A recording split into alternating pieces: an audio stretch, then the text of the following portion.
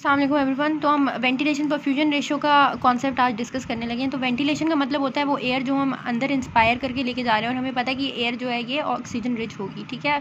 और जो परफ्यूजन है बेसिकली उसका क्या मतलब होता है, वो इंडिकेट कर रहा होता है उस ब्लड सप्लाई को जो कि टुवर्ड्स आर एल्विलाई आ रहा होता है वाया पल्मोनरी सर्कुलेशन, ठीक हो गया। तो हम देख रहे होते हैं कि पल्मोनरी सर्कुलेशन के थ्रू जो है वो जो वेस्ट वाला जो ब्लड होगा, यानी जिसके अंदर हायर कार्बन डाइऑक्साइड कंसंट्रेशन होगी, वो आता है और फिर नॉर्मल गैस एक्सचेंज हो जाता है between our oxygen rich alveoli जो होते हैं उनके थ्रू और जो हमारे पास जो carbon dioxide rich blood flow आ रहा होता है, ठीक है। तो उन दोनों के बीच में एक्सचेंज हो जाता है और ऑक्सीजन जो है वो एल्वियस से ब्लड के अंदर आ जाती है और ब्लड जो है वो ऑक्सीजनेटेड हो जाता है और जो कार्बन डाइऑक्साइड है वो जो है वो रिवर्स उसमें हम लोग एक्सपेल कर देते हैं, ठीक है। अच्छा, और फिर जब हम एक्सपायर करते हैं तो फिर उस एयर के थ्रू कार्बन डाइऑक्साइड जो है वो बाहर चली जाती है, ठीक है। नॉर्मली ये हो रहा होता है और नॉर्मल जो हमारी वेंटिलेशन परफ्यूजन रेशो जो होती है दैट इज़ 0.8।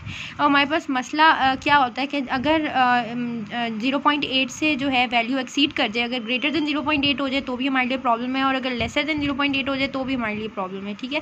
तो ग्रेटर को देख लेते हैं। ग्रेटर में क्या होता है कि जो डेड स्पेस है ना, फिजियोलॉजिकल डेड स्पेस जो है वो इंक्रीज़ हो जाती है। इसमें क्या होता है बेसिकली कि जो एल्वुलर वेंटिलेशन है ना वो नॉर्मल होती है, ठीक है, या फिर इंक्रीज्ड होती है।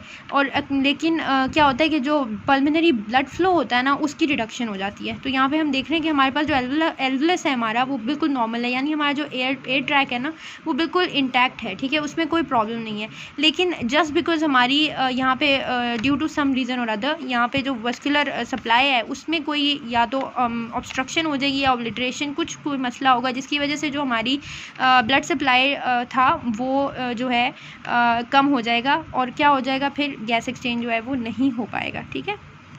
इसी तरह क्या होता है कि जब वेंटिलेशन परफ्यूजन रेशियो जो है वो 0.8 से लेस हो जाती है तो उसमें हमें ये डायग्राम में नज़र आ रहा है कि जो हमारा एयर ट्रैक है ना वही उसमें ख़राबी हो गई है, ठीक है। क्या होता है कि वेनस शंट बन जाता है जिसकी वजह से जो है कार्बन डाइऑक्साइड की जो है वो रिटेंशन होने लग जाती है और कार्बन डाइऑक्साइड सही तरीके से बॉडी से एक्सपेल नहीं हो पा रहा होता है, ठीक है। तो ये देखिए, हम देख सकते हैं कि इसमें जो एल्वुलस है हमारे पास वही सही तरह से प्रॉपर अपनी पोजीशन में नहीं और अपनी शेप उसने मेंटेन नहीं की हुई, ठीक है।